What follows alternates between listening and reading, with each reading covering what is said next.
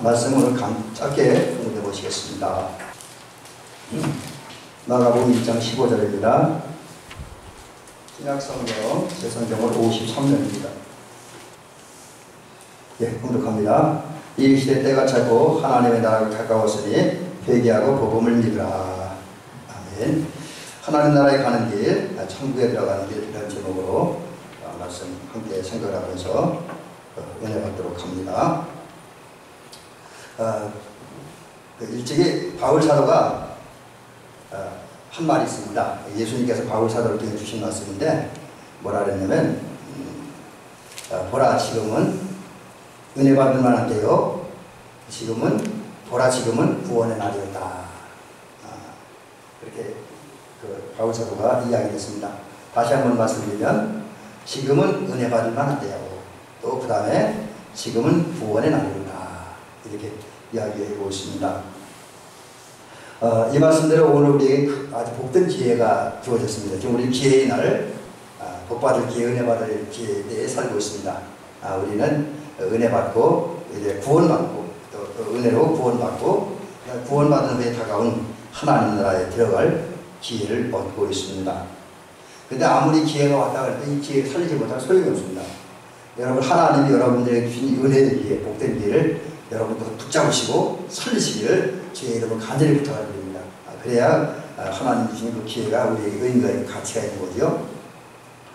그러게 베드로처럼 해야 될 겁니다. 예수님 만나기 전에, 예수님의 부름 받기 전에는 그냥 갈릴리 바다, 성경에는 또 갈릴리 바다라고 되어 있고 게네사렛 호숫가라고 되어 있는데, 게네사렛 호숫가에서 고기잡이를 나오는데 고기잡이 하던 중에 예수님을 만났습니다.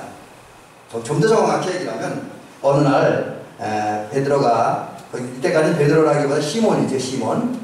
시몬이 이제 그 동료들과 함께 게네사렛 호숫가에 가서 밤새도록 고기를 잡았습니다. 고기잡이를 했는데 안타깝게도 한 마리도 잡지 못했습니다. 근데 이것이 베드로가 업으로서는 실패하고 사업가로서는 실패하는 것이지만 그에게는 새로운 인생을 맞아주는 절호의 기회였던 거죠. 왜냐하면 그 시몬이 고기잡이하다 실패한 그 시간에 예수님이 게네사렛 호숫가, 다른 말로 하면 갈릴리 바다로 오셨습니다. 왜냐하면 그곳이 예수님의 선교의 중심지이기도 했기 때문에 그렇습니다. 그래서 이제 예수님은 갈릴리 바닷가로 오셨고 그곳에서 고기잡이하다 실패한 시몬은 갈릴리 바다에 오신 예수님을 만난 거죠. 그리고 누가 먼저 요청을 했는지 모르지만은 성경에 기록되어 있지 않으니까 어쨌든 성경에 보니까 예수님께서 시몬의 배에 올라가셨습니다. 그리고 아마 하나님의 말씀을 전할 거니까 좀 내게 쓰도록 빌려달라고 그렇게 말씀하셨겠죠. 그때 베드로가 자기 배를 빌려드렸습니다. 그때 예수님은 이제 베드로가 빌려드린 그 배 위에 서서 그 게네사렛 호숫가 주변에 이렇게 무리무리 앉아있기도 하고 서있기도 한 군중들을 향해서 말씀을 전했습니다. 근데 이제 게네사렛 호숫가 갈릴리 바다는 특징이 하나 있는데 이 소리가 이렇게 잘 퍼져나가는 그런 어떤 지형적인 조건을 갖고 있다고 합니다. 그래서 게네사렛 호숫가에 딱 서갖고 그 언덕을 향해서 어떤 얘기나 그 얘기가 멀리까지 들리는 그런 지형적인 조건을 가지고 있다고 그래요. 그래서 예수님은 그러한 지형적인 조건을 이용해서 당신은 배 위에 서셨고 군중들은 이제 정말 수많은 군중들이 게네사렛 호숫가 언덕에 섰습니다. 그래서 그런 상태에서 예수님께서 천국 복음을 가르치기도 하고 선포하기도 하셨던 것이죠. 그렇게 얼마나 시간이 지났는지 이제 드디어 주님께서 전하신 말씀을 다 마치셨습니다. 근데 이 순간이 바로 이제 베드로가 변화될 기회죠. 결국은 좀 더 구체적으로 얘기하면 예수님이 게네사렛 호숫가로 오셨고 베드로의 배를 빌리시고 베드로에 대해서 말씀을 전하는 그 시간이 베드로에게는 이제 호숫가에서 물고기를 잡는 그런 어부에서 사람의 영혼을 낳는 또 하나님의 구원 구속사에 동참하는 도나가 이제 자신도 구원받고 하나님의 나라에 영생을 얻고 또 다른 사람을 영생의 길로 인도하는 그런 지도자로 그런 일꾼으로 선택될 절호의 기회를 얻은 것이죠. 근데 이때에 만약 베드로가 찾아오신 주님을 영접하지 않았든지 아니면 그 말씀을 마친 다음에 주님께서 주신 말씀을 불순종했다고 한다면 주님이 오심으로 맞이한 인생이 복된 기회가 날아갔겠지요. 그래서 베드로가 복을 받지 못했을지도 모릅니다. 근데 시몬 베드로는 그 주님께 찾아오셨을 때 조금 전에 말씀드린 것처럼 배를 빌려드렸고 배를 빌려드림으로써 예수님께 말씀을 전할 수 있도록 도우셨고 그런 후에 내 말씀을 마친 주께서 베드로에게 말씀을 하잖아요. 여기 뭐라 그러면 깊은 데로 가서 그물 내려 고기를 잡으라 이렇게 말씀하는데 이 말씀은 베드로의 상식으로 맞지 않는 얘기였습니다. 또 밤새도록 고기 잡기를 했는데도 한 마리의 고기를 잡지 못한 상태에서 주님의 말씀을 듣고 그물을 내린다고 해서 고기가 잡을 이유는 그런 조건과 상황은 전혀 아니었습니다. 근데 베드로는 곧 시몬은 내 생각은 안 맞고 내 경험은 안 맞지만 그래서 거기 그렇게 얘기하는 우리들이 밤이 맞도록 수고하였을 때 얻은 것이 없지만 이렇게 얘기했는데 이 말이 내 경험, 내 지식 이런 거는 안 맞는다는 얘기죠. 그렇지만 주님의 말씀이기에 의지하여 믿음으로 이제 그물을 내리고 있겠다. 그렇게 말한 후에 깊은 데로 배를 저어가서 그물을 내리고 걸어 올렸더니 고기를 많이 잡았습니다. 얼마나 많이 잡았냐면 그 2배에 가득 찰 정도로 그리고 그물이 찢어질 정도로 많은 고기를 잡았다라고 하는 거죠.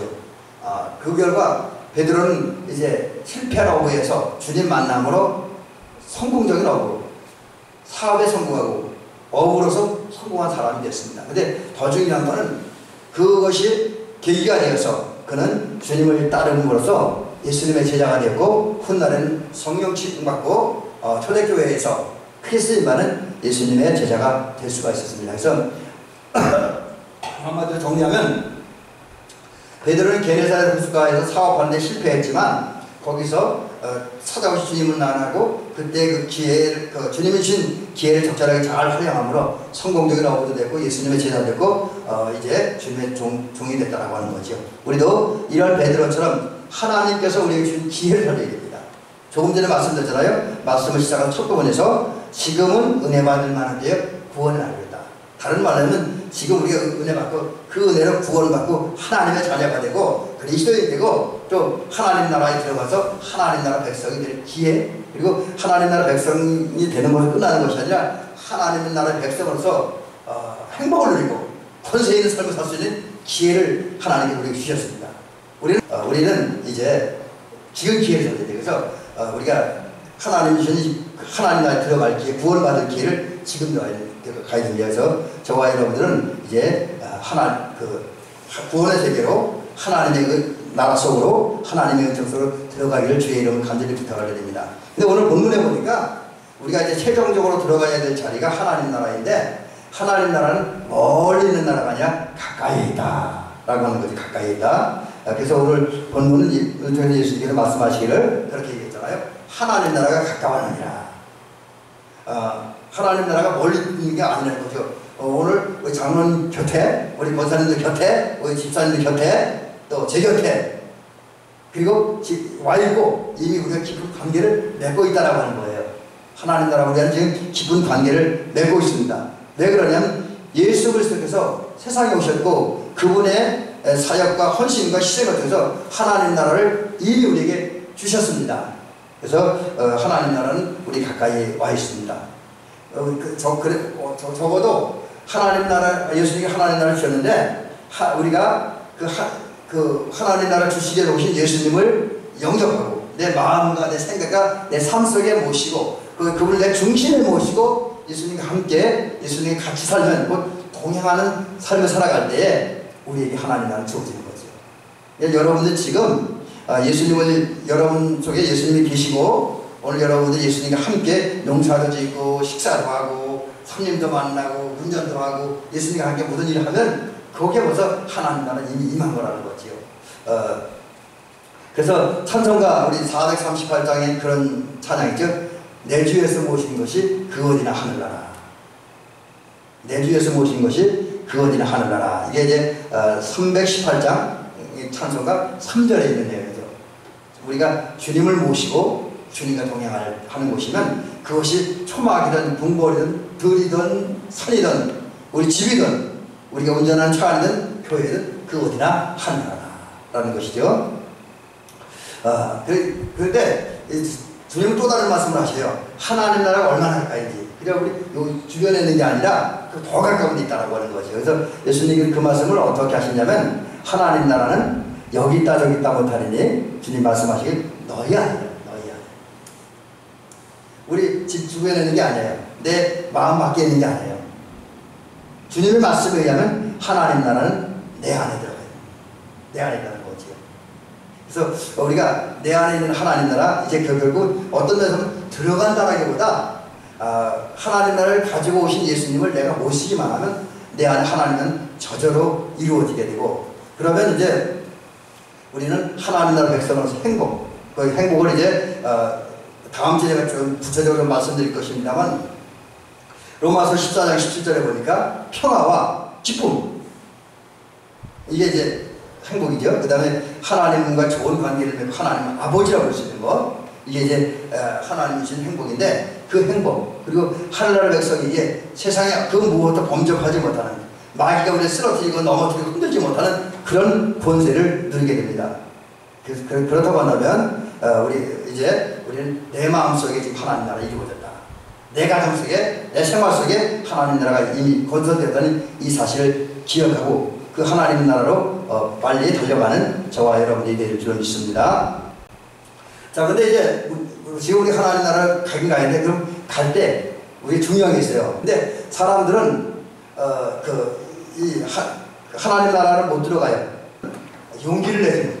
믿음이 없으니까. 그래서 찬송가 302장 아까 우리 그 예배 전 찬송으로 불렀습니다만 거기에도 보면 많은 사람이 얕은 물가에서 저 큰 바다 가려다가 찰싹거리는 작은 바다 보고 못 간다. 이제 그렇게 이야기하고 있습니다. 이게 무슨 얘기냐면 인생을 사는 동안에 만난 혼란, 풍파 이거 뭐 신앙인으로서 아니면 그냥 한 개인으로서 자연인으로 살다가 여러 가지 혼란을 당하고 어려움을 풍파를 만나요. 특별히 신앙인들은 예수 믿다가 기도하다가 헌신하다가 예배드리다가 주일 성수하다가 이런저런 혼란을 당하고 어려움을 당합니다.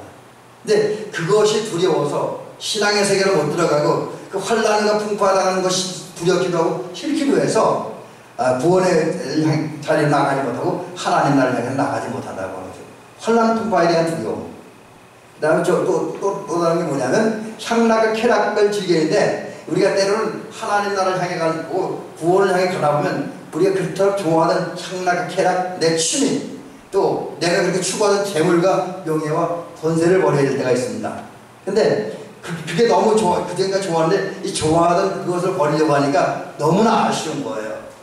그래서 버려야 된다는 걸 알면서도 그 향락과 쾌락과 재물과 명예와 권세에 대한 미련 때문에 은혜의 세계로 그 구원의 세계로 하나님 나라 안으로 들어가지 못한다고 하는 거죠. 또 어떤 분들은 또 다른 이제 뭐 자신만의 어떤 그런 거 이론과 방법 이것 때문에 얽매이다 보니 그것도 버리기가 너무 아까워서 버리지 못하고 하나님 나라에 들어가지 못하고 하나님 나라에 들어가지 못하다 보니까 하나님 나라 백성으로서의 행복을 또 얻지 못하고 권세도 얻지 못한다라고 하는 거지요. 우리는 이런 세상 사람들과 다르게 성도 아닙니까? 구별된 사람들이잖아요. 특별한 사람들이잖아요. 또 이미 은혜를 입은 사람들이고 그렇다고 한다면 우린 예수 믿고 믿음의 삶으로 구원의 세계로 하나님 나라로 들어가는 저와 여러분이 되는 줄 믿습니다. 근데 여기서 이제 그 다음에 중요한 부분이 이 믿음의 행진을 해야 되는데 이 믿음의 행진을 끊임없이 계속해야 된다. 끊임없이 인도에서 있던 일이라고 해요. 제가 자막을 미리 올려놨네요. 하다 보니까 인도에서 있었던 일인데 인도는 이 기후가 이렇게 비가 오는 때가 있고 비가 오지 않은 건기가 있다. 건적이라고 그러고 건기다 그러는데 비가 오지 않는 때가 있대요. 근데 그런 것 때문에 인도 사람들은 이제 특히 이제 생활식도 뭐 정수라는가요? 생활하는데 필요한 그 물은 비가 많이 올 때 받아뒀다가 비가 안 오는데 그걸 꺼내 쓰는 거죠.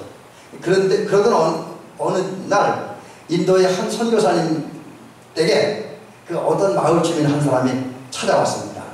그리고 선교사님에게 다급하게 얘기합니다. 선교사님 큰일 났습니다.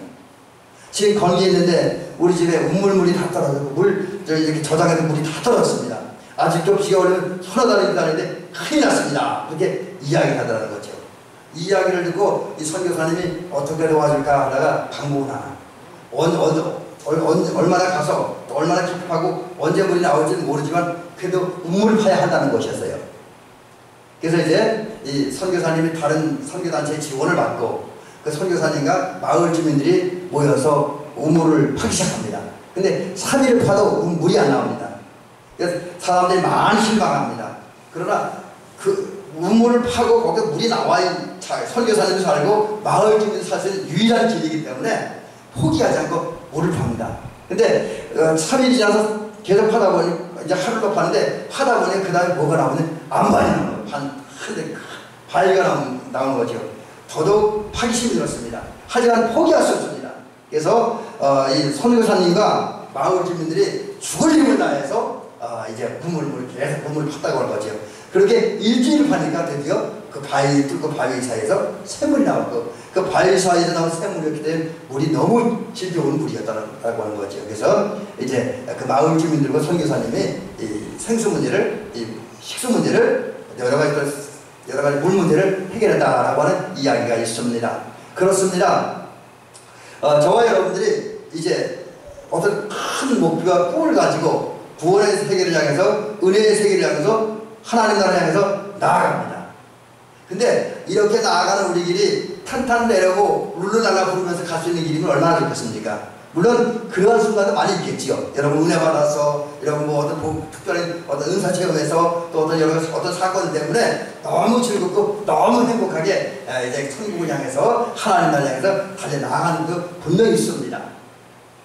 그런데 우리 인생이라는 게 어차피 여기 지금 우리가 살고 있는 현실 세계가 에베소서 6장에 의하면 공중권세 잡은 마귀가 이 세상을 지배하고 있잖아요. 마귀의 권세 아래 있잖아요. 많은 사람들이 하나님의 주권 아래 하나님의 권세 아래 사는 것이 아니라 마귀의 지배와 조종을 받고 살고 있습니다. 그런 사람들이 많다 보니까 우리가 이 땅에서 신앙생활 한다고 하는 것, 좀 더 거룩하게 얘기해서 좀 더 신령하게 얘기해서 하나님 나라를 향해 가는 과정에서는 많은 고난과 어려움이 따른다고 하는 거지요. 그러나 그럼에도 불구하고 우리가 포기하지 않고 계속해서 믿음의 행진을 해 나가면 어려워도 그래도 믿음의 행진을 해 나가면 이제 우리 앞에 이제 모든 장애물은 주님에 의해서 내가 내 의지가 내 노력이 아니라 주님에 의해서 모든 그 어떤 그런 고난과 어려움 장애물들이 고쳐지고 우리는 하나님 나라에 들어갈 수 있다라고 하는 거지요. 이 사실을 기억하면서 우리는 끊임없이 하나님 나라를 향해 달려가야 됩니다. 근데 그런 과정에서 어떤 의지도 좋고 끊임없이 인내하면서 가는 것도 좋지만 여기에 또 한 가지 더 해야 되는 것이 하나님 나라를 향해 가는 길을 잘 선택해야 된다는 거죠. 이 길을 잘 선택해. 길 잘못 선택하면 안 됩니다. 이런 경험을 저희 동료들이 한 적이 있습니다. 1984년 꽤 오래전 얘기죠. 오늘 어떻게 제가 계산해 보니까 37년 전 얘기더라고요. 이때 무슨 일 했냐면 저희 이제 군 생활을 거의 말년쯤 됐는데 병장 나갔어요. 계급으로. 그때 전 이제 첫 색선 근무라니까 우리 소대가 따로 떨어져서 생활했었는데 그 생활하던 중에 저희 대대에서 태권도 이제 단증 따는 태권도 심사가 있었습니다. 저희하고 병장이니까 안 따도 상관없었지만 그 후배 병사들은 꼭 따야 됐습니다. 그래서 이제 제가 병장이니까 우리 중대장님이 저보고 이제 우리 소대원들 중대원들 아니 소대원들이 전에 가라 그래서 이제 그 대대로 심사받으러 내려갑니다. 근데 처음에는 같은 길 나가는데 대대 조금 가다 보니까 길이 두 개가 나오는 거예요. 한 길은 그냥 군용차들이 왔다 갔다 하는 도로를 타고 가는 거고, 근데 그 길은 좋은데 좀 멀어요. 시간이 오래 걸립니다. 또 다른 길은 산 능선을 따라가다가 겨울 걸으면 그 배대에 가는 길이 있습니다. 근데 그 길은 굉장히 가까워요. 그래서 이제 그 우리 병사들끼리 이제 의논하면 야 우리 두 길 중에 어느 길로 가는 게 좋겠냐 이제 그렇게 이야기가 됐습니다. 근데 그때 의견 통일이 안 되고 또 뭐 제가 인솔을 했지만 뭐 그렇다고 제가 군대장도 아니고 그냥 고참병사니까 난상 토론하다가 자기가 원하는 길로 가기로 했습니다. 그래서 반 정도는 정상적인 길로 갔고 반은 산길로 갔어요. 그리고 이제 우리가 우리 소초부터 소대부터 대대까지 한 2시간 걸어가야 되는데 첫책서는 그래요. 한 2시간씩 걸어갔는데 다 도착했어요. 그리고 이제 승단 심사를 받기 위해서 한참 얘기를 하는데 그런 얘기를 하더라고요. 이제 산을 타고 산길을 타고 가던 그들이 산에 내려서 이제 개울을 건너면 개울가로 내려오는데 뭐 이렇게 보니까 숲속이 이상하게 보이더래요. 자세히 보니까 이런 거예요. 대리지네. 지금 그림을 제가 조금 봤기 때문에 이게 조금만 얼마나 무서운 지대인가 하면은 핀을 딱 밟을 때까지 안 터져요. 근데 이거 딱 끼면서 터지는데 터지면 얼마나 큰 부상을 당하는 최소 발목까지 엄청나게 심하게 다쳐요. 근데 이 발목을 다치면 이 발목을 치료하게 다친 부분을 치료하게 다리 무릎까지 절단해야 돼요. 굉장히 무서운 무기입니다 이게.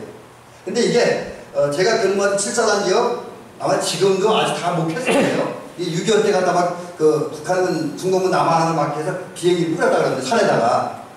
근데 이제 시험된 다음에 공수부대나 이런 공병대가 들어가서 공수부대가 아니라 공병대가 들어가서 캐냈지만 여기저기 수없이 널렸어요.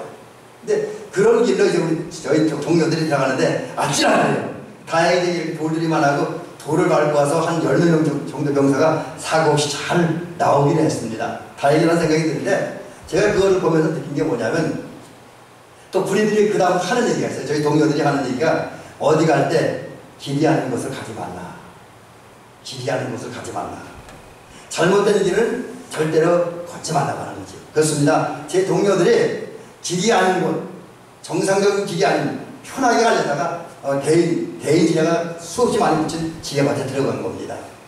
저는 이것을 보면서 우리 신앙생활하는 사람이 이게 여기서 큰 교훈을 얻는다라고 느낍니다. 여러분 그렇습니다. 우리가 이제 은혜 받고 구원 받고 하나님 나라에 들어가서 신앙생활하는 것 아닙니까? 물론 그 하나님 나라는 현재 임한 하나님 나라, 또 장차 우리가 들어갈 하나님 나라, 뭐 이렇게 양면성을 가지고 있는데 우리가 현재 임한 하나님 나라는 내가 가기 위해서도 그렇고 장차 우리가 들어갈 하나님 나라에 들어가는 길에서 우리가 어떤 한 길을 택해야 되는데 그때 길을 다 선택해야 된다는 거죠. 그럼 우리가 선택해야 할 길은 뭐냐? 바로 예수님이 정해준 길로만 가야 된다고. 예수님이 정해준 길. 주님은 분명히 말씀하셨습니다. 요한복음에서 나로 말미암아 들어가지 않고 나가지 않는다는 다 강도요, 다 도둑이라고 했습니다. 이 말을 쉽게 얘기하면 예수님이 정해주시는, 예수님 명령하신 그 길을 가지 않냐고 자기 이론과 자기 방법과 자기 어떤 경험을 따라 아니면 세상 여론을 따라 세상 학문적인 어떤 걸 따라 어떤 인생길을 가려고 한다면 도둑이요 강도이기 때문에 하나님 나라 들어갈 수 없고 구원받을 수 없다라는 것이죠. 그래서 이제 우리는 이 사실을 기억하면서 은혜의 세계에 들어가기 위해서 진정한 그리스도인 땅에 살고 그 결과 하나님 나라 백성이 되고 하나님 나라에 들어갈 은총을 입기 위해서는 주님이 정하신 길로 가야 된다는 거죠. 자, 그러면 이제 어떻게 해야 되냐? 오늘 주님은 그 것에 대한 길을 두 가지를 소개를 해주고 있는데 간략하게 말씀드립니다. 주님께서 이렇게 말씀합니다. 하나님 나라가 가까웠으니 회개하고. 그래서 이 말씀에 의하면 저와 여러분들이 하나님 나라에 들어가기 위해서는 회개해야 된다는 거죠. 회개해야 된다. 자, 그럼 회개한다는 말이 뭐냐? 이것은 바꾼다는 거예요. 제가 지금 원어를 써놨습니다. 읽어드리지 않을게요. 바꾼다. 마음을 바꾼다. 이런 뜻이 있습니다. 또 후회한다. 한탄한다. 탄식한다. 뭐 이런 의미를 가지고 있습니다. 그런 면에서 본다면 우리는 회개한다고 하는 것을 큰 틀에서 보면 이렇게 얘기하면 됩니다. 세상으로 향하던 우리의 마음이, 세상을 사랑하던 우리의 마음이, 육신의 정욕, 안목의 정욕, 이생의 자랑을 따라 살던 우리들의 마음이 그리스도께로 바뀌어야 돼요. 우리 마음의 변화입니다. 마음의 변화. 그리고 말씀과 하나님의 말씀을 벗어난 삶을 살았던 것. 주님의 뜻에 벗어난 삶을 사는 것을 느끼고 거기에 양심의 가치를 느껴요. 양심의 가치. 이게 회개의 기본입니다. 근데 좀 더 구체적으로 가서 우리가 회개에는 3단계가 있습니다. 3단계. 그래서 우리가 하나님 나라에 들어가려면 이 3단계의 회개를 해야 됩니다. 자, 그러면 3단계 회개가 뭐냐? 첫째는 자기를 아는 거예요. 자기를 아는 거. 이거 제가 그 10년이 가난한 자를 얘기할 때 이 말씀 드렸고 자주 드리는 얘기인데, 회개는 나를 아는 거예요. 그래서 우리 감리교 목사님, 감리교 상시한 웨슬레 목사님들, 회개는 자기의 죄를 깨닫는 것이다. 물론 제가 그 질문을 받고 의구심이 생겨서 강의한 교수님에게 질문했었습니다. 그러면 우리가 회개할 때 삶 방향전환 턴어웨이 그건 어떻게 됩니까? 그러니까 그거는 나중에 문제고 기본은 자기 죄를 깨닫는 것, 자기를 발견하는 것이라는 거죠. 그렇습니다. 그 말대로 우리가 진정한 회개를 하기 위해서 내가 죄인이라는 걸 알아야 됩니다. 좀 더 구체적으로 얘기하면 내 마음과 생각이 부패이고 타락해 있다는 사실. 여러분 이것을 도정할 사람도 있을지 모르겠습니다. 그러나 종종 우리가 느끼는 것은 내 마음속에 더러운 욕망들, 더러운 생각들이 불끈 솟아오르는 것을 우리가 많이 느끼잖아요. 그것이 우리의 마음과 생각이 부패하고 타락했다는 증거이죠. 사실 우리는 이제 이렇게 예배드리고 기도하다 보면 나름대로 깨닫고 결단하죠. 하나님의 말씀대로 살아야겠다. 하나님의 뜻에 순종해야겠다. 그런데 삶의 현장으로 가서 이렇게 생활하다 보면 어느 순간은 하나님의 말씀에 순종하지 않는 내 모습을 발견합니다. 또 하나님의 말씀에 순종하기에는 내가 너무 부족하다는 사실을 알아요. 이걸 발견해요. 그래서 이 생활 현장에서 말씀대로 살고 하나님의 뜻에 순종하기를 원하나 순종하지 못하는, 또 순종하지 않은 내 모습을 발견하는 게 회개입니다. 그 다음에 또 회개는 나는 육신을 이끌다 보니까 육신의 정욕을 따라 삶으로 너무나 많은 순간 성령을 거스리면서 육신의 정욕과 육신의 욕망을 따라 살고 있는 내 모습을 알아야 한다는 거지. 그리고 그런 성령을 거스리면서 육신의 욕망을 따라 살다 보니까 너무나 많은 죄를 졌고 그 죄로 인해서 내 영혼과 내 온 마음이 여기저기 영적인 상처를 받는 거예요. 시당적인 상처를 받았습니다. 그래서 내 영혼은 성한 것이 없다라고 하는 거예요. 이 사실을 아는 것이 회개라고 하는 거지요. 근데 그 다음에 두 번째 단계 회개는 뭐냐? 이건 많이 쓰러진 거예요. 권투 선수가 이제 완전 상대방 주먹에 맞아갖고 쓰러져 더 이상 어쩔 수 없는 KO당한 거죠. 그래서 이걸 저는 자기 무능을 발견한 겁니다. 내가 내 죄를 발견했습니다. 그래서 두려워요. 그리고 왜 두렵냐면 죄를 지은 사람은 하나님의 심판을 받고 지옥 간다는 사실을 알기 때문에 두려워요. 그래서 이제 이 두려움 때문에 이제 내가 내 죄 문제를 해결해야겠다. 다른 말로 하면 이제 죄짓지 말아야지. 이제는 의롭게 살아야지. 이제 거룩하게 살아야지. 이제 말씀을 순종하며 살아야지. 사랑하며 살아야지 하는데 아무리 몸부림쳐도 안 돼요. 죄 문제가 해결되지 않아요. 죄를 정리하려고 하면 정리가 되지 않습니다. 그래서 로마서 7장에 보면 바울 사도가 그렇게 얘기하잖아요. 오호라 나는 공고한 사람이로다. 그래서 그 앞부분에 내가 원하는 바 선을 행치 아니하고 원치 아니하는 악만 행하는구나. 이렇게 바울이 탄식하는데 그걸 발견하는 거예요. 자기 무능을 철저히 발견한 거죠. 내 죄를 해결하지 못한 모습. 그리고 그러다 보니까 죄를 지었다는 그 죄책감, 또 죄를 지은 것에 대한 결과에 대한 두려움, 심판에 대한 두려움 속에서 생활하는 거지요. 그리고 사랑하기를 원하는 사랑은 되지 않고 오히려 좋은데 사랑하지 그렇지 못하는 미워하고 시기하고 질투하며 살아가는 내 모습들. 또 선을 행하려고 최선을 다하지만 하나님 요구하는 기대에 너무나 미치지 못한다는 내 모습을 발견해서 나는 안 돼 하는 자기의 무력과 한계에 직면하는 거죠. 자, 그러다 보니까 그 다음에 하는 일이 뭐냐면 이제 예수님을 바라보는 거예요. 그게 회개입니다. 우리가 아까 그랬잖아요. 회개의 마지막 단계가 방향전환이라. 방향전환. 그게 이제 내 처음에는 내가 죄를 발견하고 내가 해결하는 건 안 돼요. 그러니까 이제 이걸 이제 포기하는 거죠. 그래서 삶의 방향이 어떻게 바뀌냐? 이제 내 죄를 해결할 분은 예수님밖에 없다. 예수님만이 나에게 승리의 은혜를 주고 구원의 은혜를 주고 거듭남의 은혜를 주고 성화에 이르지 않은 그런 분이라는 사실을 절감하는 거지요. 그러다 보니까 이제 그 예수님을 전적으로 의지하고 신뢰하는 겁니다.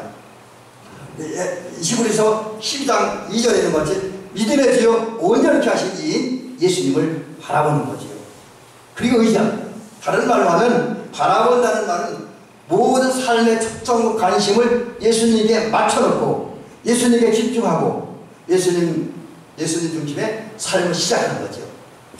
이 정도까지 이루었을 때 이게 삶의 방향 전환이 이루어짐으로 진정한 회개가 됐다, 이렇게 이야기할 수 있습니다. 그러고 다음에 주님의 도우심을 받아서 내 안에는 죄의 쓴뿌리를 제거하고, 그 다음에 또 요즘 한때 많이 등장했던 말인데, 우리 가문과 내 안에는 저주의 뿌리를 제거하는 그런 일들을 하는 것이 이제 진정한 회개다. 그래서 하나님 나라에 들어갈 이 3단계 회개, 내가 죄인임을 발견하고 그 죄의 문제를 내가 해결할 수 없다는 사실 때문에 나의 무능과 나의 한계를 절감하고, 또 그러기 때문에 내 죄를 해결할 분은 나에게 구원과 하나님 나라를 주실 분은 예수님밖에 없다고 하는 사실을 깨닫고 절실히 느끼면서 예수님을 바라보는, 그리고 예수님께 삶의 초점을 맞추고 삶의 목표를 맞추고 예수님 중심으로 삶을 시작하는, 이것이 진정한 회개다. 그럴 때 하나님 나라에 들어갈 수 있다고 하는 거죠. 마지막 하나는 하나님 나라에 들어가는 믿음이죠. 믿음. 또 지난번에 어떤 우리 후배 목사님이 하는 유튜브 방송을 보다 보니까 설교하면서 그 찬양하더라고요. 돈으로도 못 가요 하나님 나라. 그 다음 여기까지만요. 예, 여기 보면 우리가 하나님 나라 돈으로도 못 가고 망착해도 못 가고 지식으로도 못 가고 힘써도 못 간다고 했어요. 오직 하나님 나라는 믿음으로 간다고 했습니다. 여러분, 우리 성도들이 하나님 나라에 들어가고 하나님 나라의 백성의 권세와 행복을 누리려면, 그래서 복음을 믿어야 돼요. 오늘 성경에 보면 예수님께서 복음을 믿어요. 믿는다고 하는 것은 확신한다고 하는 거죠. 의지한다는 거죠. 그분에게 맡긴다는 거죠. 그 다음에 이게 우리 한글로는 믿음하고 순종은 다르게 여겨지는데 원어로는 똑같아요. 순종하는 거죠. 그래서 이 말대로 하면 저와 여러분들은 이제 예수님을 믿어야 돼요. 구체적으로 예수님을 통해 나타난 모든 계시라는 게 뭐냐면 예수님을 통해 나타나는 하나님의 어떤 사랑, 또 하나님의 뜻, 하나님의 섭리, 하나님의 역사, 이걸 믿어야 된다는 거죠. 이제 이것을 주님은 복음을 믿으라 그랬어요. 복음을 믿는다는 그런 거고, 근데 복음을 믿으라. 그럼 복음은 뭐냐? 크게 또 얘기하면 예수님인데 좀 더 이걸 구체적으로 얘기를 해보면 사람의 몸을 입고 세상에 오신 예수님. 예수님은 하나님의 아들, 하나님이시지만 사람의 몸을 입고 이 땅에 오셨다는 사실을 믿어야 됩니다. 또 예수님이 사람의 몸을 입고 이 땅에 오신 다음에 3년 동안 공생을 펼치면서 가르치고 전도하고 치유하는 그 3대 사역을 믿어야 되고, 또 십자가에 달려 죽으신 사실도 믿어야 됩니다.